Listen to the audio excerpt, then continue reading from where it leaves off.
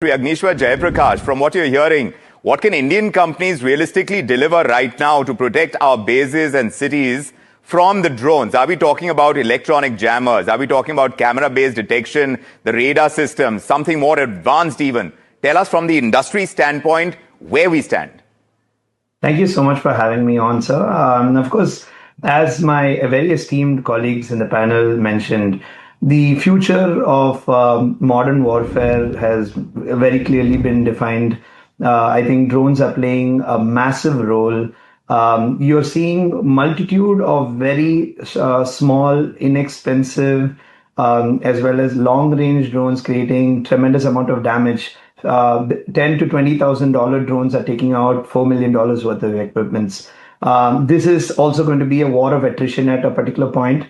The side which will have larger voluminous amount of drones, which can also work in tandem, having manned and unmanned capabilities, where there's going to be a lot of pairing, and as you rightly said, a lot of EW, electronic countermeasures equipped with anti-jamming, anti-spoofing capabilities are going to ultimately define how battles are going to be won and lost.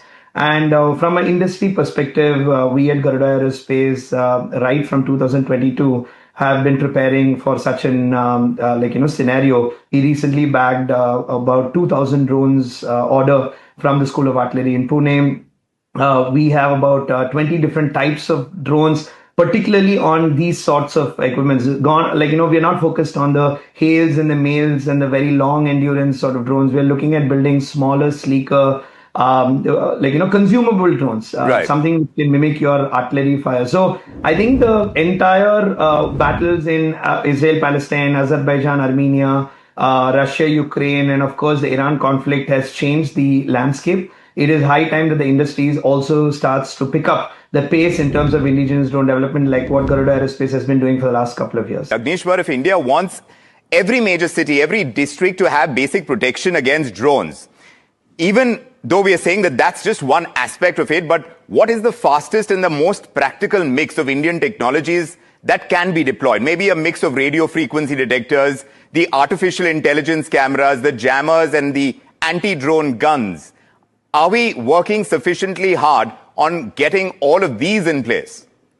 Absolutely. I think it is going to be a combination of both the MOD as well as the MHA getting into the fight to protect all these very important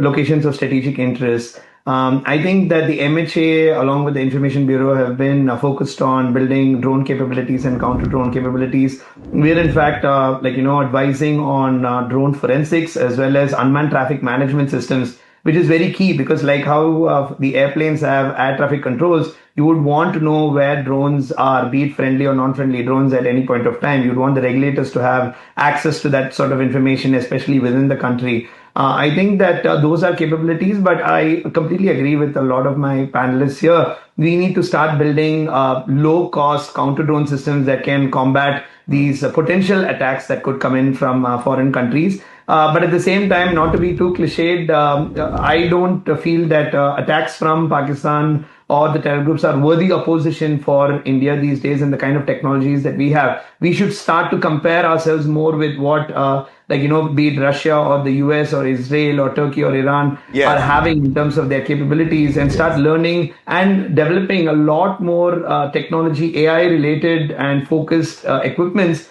that can be scaled up in a surge manufacturing method. I believe that volume is going to ultimately define strength in this particular sector. Low-cost drones, drones that are equipped with a lot of intelligence that can operate along with your tanks, along with your helicopters, take commands and start relaying information and data from very wide ranges. I think those are going to be the keys to victory in this war.